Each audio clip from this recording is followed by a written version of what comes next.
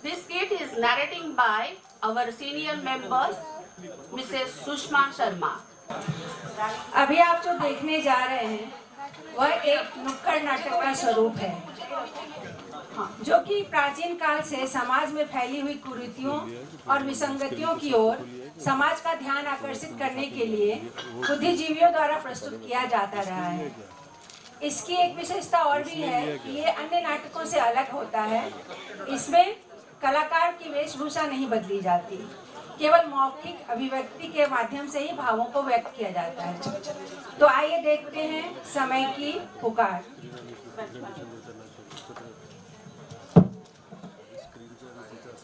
विश्व के सबसे बड़े गणतंत्र का सबसे बड़ा धर्म ग्रंथ है हमारा संविधान, जिसके रचनाकार हैं बाबा साहेब डॉक्टर भीमराव अंबेडकर। संविधान के अनुसार हमें कुछ मौलिक अधिकार दिए गए हैं। आइए आज हम उनमें से ही कुछ अधिकारों की झलक यहाँ देखते हैं और जानते हैं क्या समय की पुकार क्या है। शोषण के विरुद्ध अधिकार। यह अधिकार समाज के कमजोर और असुरक्षित वर्ग को सुरक्षित और संरक्षित महसूस कराता है। पर सच्चाई क्या है, आइए देखते हैं। अरे ये कौन है? ये मेरे घर में काम करती है। इतनी छोटी बच्ची बच्ची आपके घर में काम करती है, आपको पता नहीं है? इतनी छोटी बच्ची से काम करवाना कानूनन गुनाह है। पता है यार, क्या फर्क पड़ता है? कौन जा रहा है कंप्लेन करने? किसको इन सब कामों के लिए फुर्सत है? वैसे भी मैं इसको इसके बदले खाना कपड़े सब तो देती ही रही हूँ ना। लेकिन इसकी पढ़ाई लिखाई का क्या? इससे तो वंचित हो रही है ना। आंटी जी, तबीयत ना ठीक नहीं, थोड़ा सा आराम करो। पहले काम खत्म करो, आराम कर लो। पढ़ाई लिखाई, अरे पढ़ लिख के कौन सा ये लोग तीर मार लेंगे?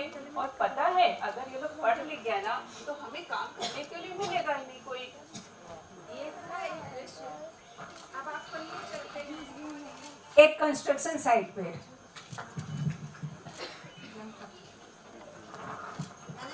मैनेजर साहब क्या है बे? अपने कंस्ट्रक्शन साइट को लेबर है, काफी दिन से परेशान कर रहा है। ये और पहली बात तो ये ऐसे लंगड़ाते हुए अंदर कैसे आया? तू ठीक से ध्यान नहीं रख सकता क्या? सर मैंने रोकने की बहुत कोशिश की, जबरदस्ती घुसाया।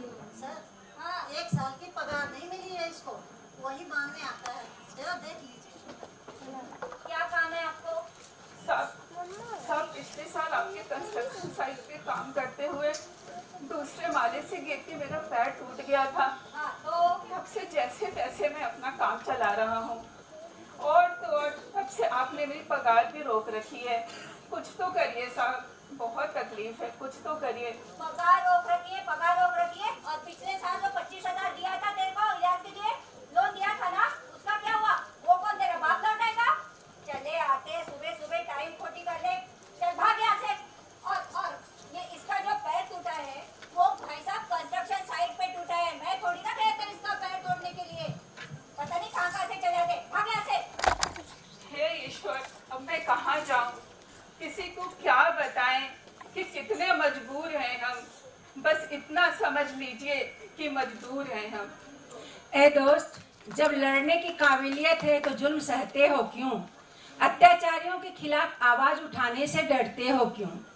शिक्षा का अधिकार। संविधान के अनुसार प्रत्येक नागरिक को समान शिक्षा का अधिकार है, पर आज भी कुछ वर्ग ऐसा है जो योग्य होते हुए उच्च शिक्षा से वंचित रह जाता है। आखिर ऐसा क्यों है, आइए समझने की कोशिश करते हैं। अरे यार क्या बताऊं, आजकल तो ना ये बच्चों के एडमिशन को लेकर बहुत ही मगजमारी हो गई है। बच्चे चाहे कितने भी टैलेंटेड हो, उनके पसंद की ब्रांच मिलना ही मुश्किल हो गया है। कंपटीशन का तो जमाना ही नहीं रहा। एक एक सीट के लिए लाखों बच्चे हैं। बच्चे करे तो आखिर क्या करें? क्या बात करते हो बहन जी, मैंने तो खुद देखा है जो बच्चे पढ़ाई लिखाई में ज्यादा अच्छे भी नहीं, थोड़े कमजोर है, अच्छे यूनिवर्सिटीज में बहन जी एडमिशन उनको जरूर मिल जाता है। हाँ ऐसा ही है। अगर आपके पास पैसा है ना तो मैनेजमेंट कोटा में तो एडमिशन मिल ही जाता है। आइए अब आपको लिए चलते हैं एक इंस्टीट्यूट में जहां कुछ पेरेंट्स और स्टूडेंट्स एडमिशन के लिए आए हुए हैं। पापा, मुझे तो पूरा कॉन्फिडेंस है कि मुझे एडमिशन मिल ही जाएगा। हाँ बेटा, तुम्हारे मार्क्स बहुत अच्छे हैं, तुम्हारा इंजीनियर बनने का सपना जरूर पूरा होगा।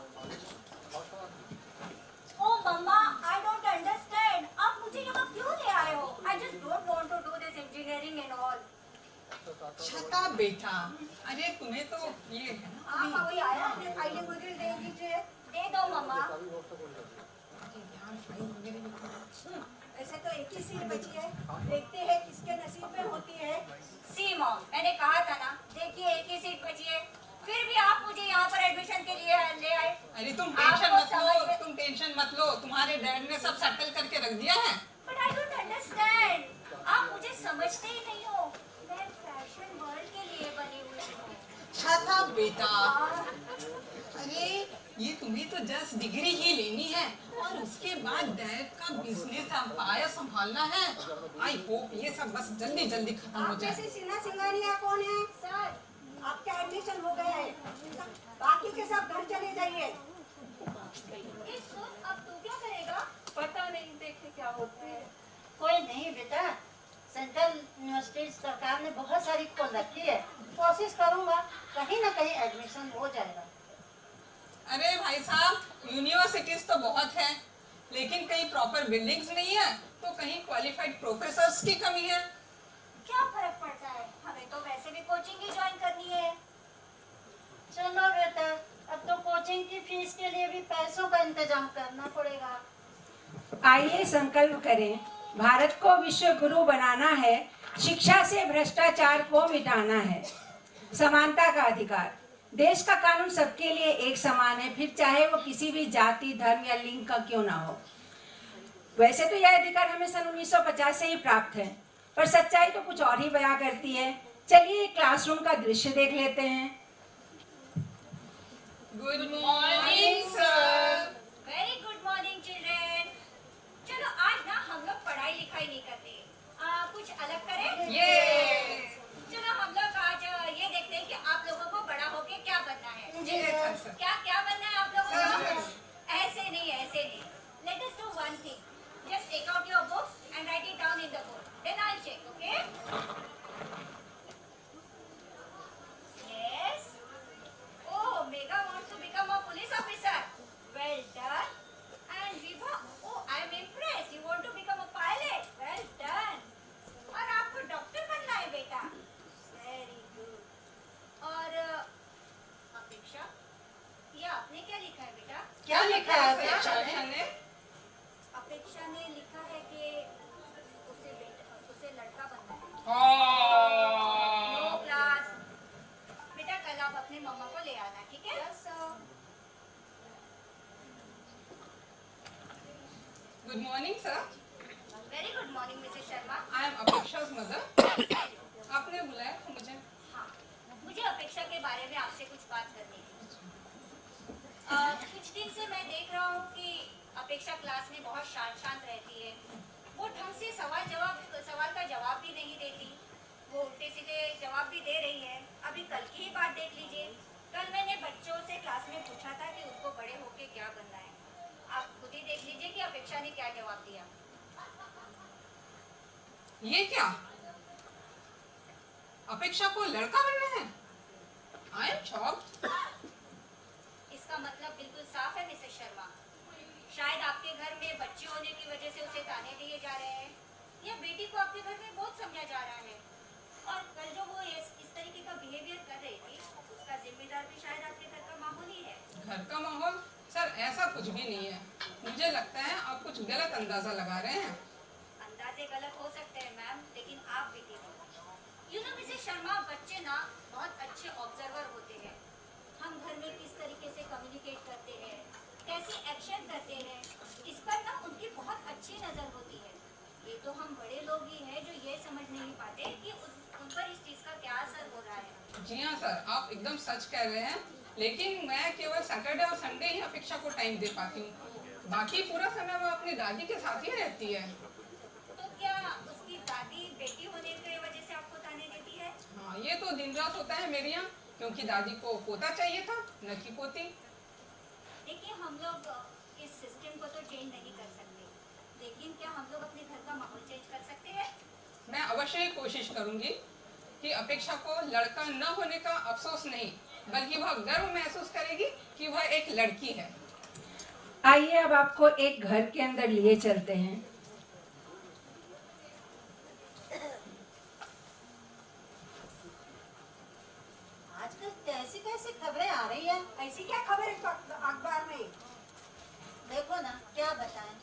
बारात में दूल्हा घोड़े पर बैठकर जा रहा था।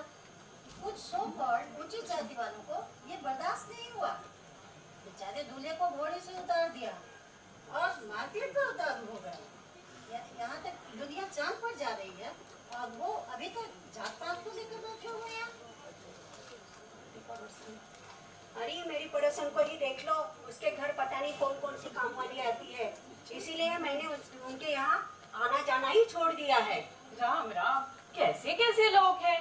मैंने तो अपनी बहू को साफ साफ कह दिया है कि अगर काम वाली रखनी है तो अच्छी तरह सोच समझ कर ही रखना, वरना मैं चली जाऊंगी अपने गांव वापस। मैं नहीं खा सकती जिस किसी के हाथ का बनाया हुआ खाना। कैसी दकियानूसी बातें करते हो तुम लोग। इंसान तो इंसान है, सभी एक ही हाड़ मांस के बने होते हैं, इसमें जात पात कहाँ से आ गया। अरे ये जो तुम लोग जात पात की बात कर रहे हो ना, तो इसकी रेखाएं कि हमारे पूर्वजों ने खींची थी। इसका विभाजन तो काम के आधार पर हुआ था, जैसे पूजा कराने वाला पंडित, हल चलाने वाला किसान और उसी हल को बनाने वाला लोहार। भला इन सबके सहयोग के बिना इस समाज की कल्पना की जा सकती है? दोस्तों, अगर किसान का भी कोई मजहब होता फिर तो अन्न के हर दाने की भी एक जात होती। जाति धर्म के नाम पर लड़ने वालों, सोच कर देखो, दुनिया दाने दाने को मोहताज होती। अभिव्यक्ति की आज़ादी, अगर कोई अच्छा काम करे तो उसकी तारीफ करो और अगर कुछ गलत लगे तो खुलकर अपनी राय सामने रखो। यही तो है अभिव्यक्ति की आज़ादी। पर क्या सच में ऐसा है? आइए देखते हैं। अच्छा मेधा तारी, आप जो उस केस के बारे में बात कर रही थी, क्या हुआ उसका? हाँ मेरा नहीं, मैंने आरटीआई फाइल किया है, जवाब का इंतजार कर रही हूँ। कौन है मेघाताई? कौन है इधर? कौन है मेघाताई? मैं हूँ। चलिए चलिए, आपको पुलिस चौकी चलना पड़ेगा। क्यों, मैंने किया क्या है? अरे वो मेरे को नहीं पता, आपके नाम का FIR है, हुआ है। चलिए चलिए, चलो चलो, लैपटॉप दिया, मोबाइल दिया, चलो चलो चलो, मागे वाह, चलो मेघाताई। हे भगवान, कैसा समय आ गया है। अरे आजकल ऐसा ही हो रहा है। सच बोलने पर FIR दर्ज हो जाती है। अभी अभी एक ब्रेकिंग न्यूज आई है। सुप्रसिद्ध सोशल वर्कर मेधाताई को पुलिस ने गिरफ्तार कर लिया है। सुप्रसिद्ध मेधाताई को गिरफ्तार कर लिया गया है। सूत्रों के अनुसार पता चला है कि उनके ऊपर देशद्रोह का आरोप है।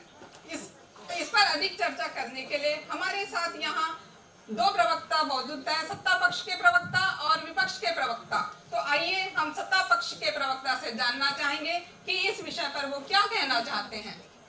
देखिए, देश का कानून सबके लिए एक समान है। अरे मैं तो बोलता हूँ कि बिना आग के कहीं धुआं निकलता है भला? जरूर मेघाताई के खिलाफ कोई कंप्लेन लिखी होगी, कोई ठोस सबूत मिला होगा, तभी तो पुलिस उनको पकड़ के ले गई। और इन टुकड़े टुकड़े गैंग वालों को आता ही क्या है, जब देखो देश को बदनाम करते रहते हैं। अब हम विपक्ष के प्रवक्ता से जानना चाहेंगे कि उनकी इस विषय पर क्या राय है। देखिए, आज पूरा देश ये देख रहा है कि अगर सरकार की किसी भी नीति के खिलाफ कोई आलोचना करे तो उन पर अनेकों एजेंसियां लगा दी जाती हैं। लगता है जैसे अभिव्यक्ति की आजादी तो रही नहीं गई है। मैं ये नहीं कहता कि वो निर्दोष हैं, पुलिस अपना काम कर रही है, पर आप लोग क्यों मीडिया ट्रायल कर करके लोगों को परेशान कर रहे हैं? अरे हमारा तो काम ही है सच्चाई को दिखाना, लेकिन आप लोग हैं कि इसे मीडिया ट्रायल का नाम देते हैं। तो आइए आप भी हमें SMS करके बताइए कि ऐसे देशद्रोहियों को सजा मिलनी चाहिए या नहीं। हम अभी बात कर रहे हैं CBD बेलापुर। अब तक से आप भी हमें SMS करके बताइए कि ऐसे देशद्रोहियों को सजा मिलनी चाहिए या नहीं। अब तक देखते रहिए अब तक। अभिव्यक्ति से मत घबराओ, जो है जैसा है निज रूप में सामने आओ। धर्म का अधिकार, हमारा देश एक धर्मनिरपेक्ष राष्ट्र है। आप कौन सा धर्म अपनाते हैं ये आपका निजी मामला है, पर सच्चाई क्या है आइए देखते हैं।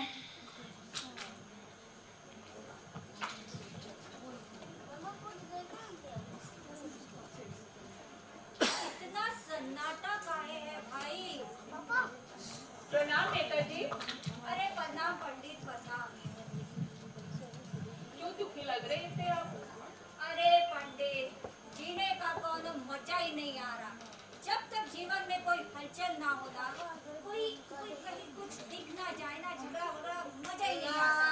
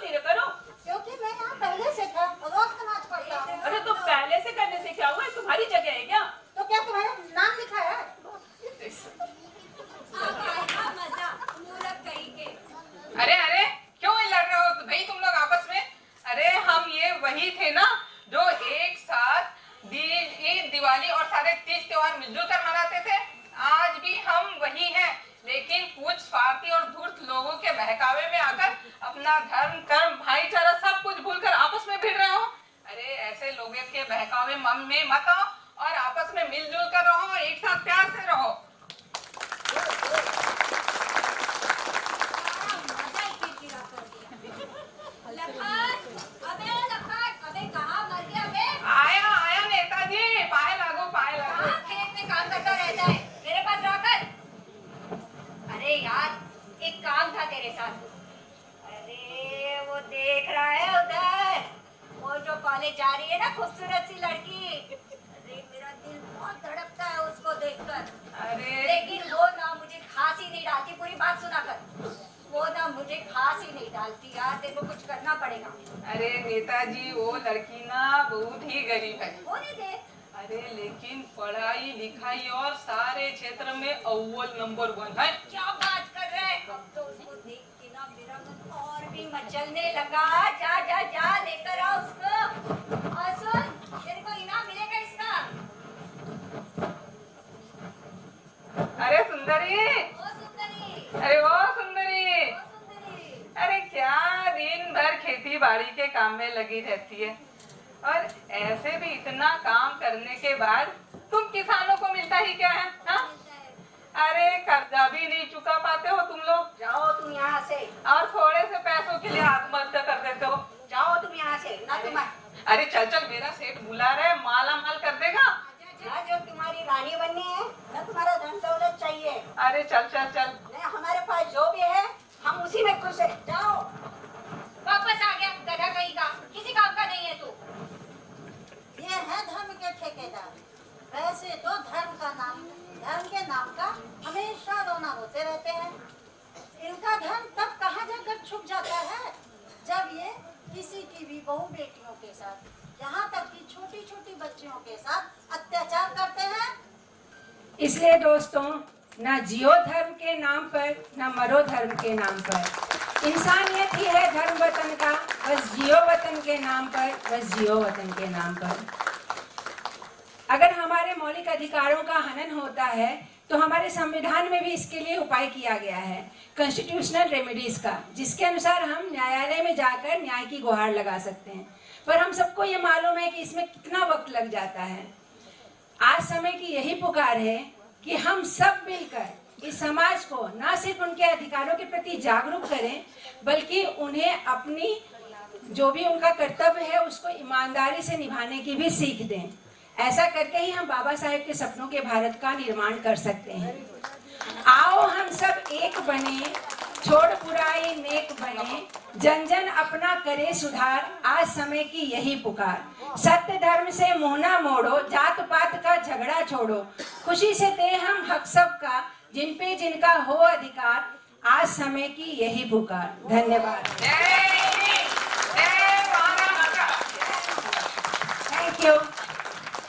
Thank you, Bhabhi. The script was written by Rani Pranita Megha Mishra भाभी, सबने मिलके लिखा है और इन्होंने बहुत हार्ड वर्क करा है पर्सनली।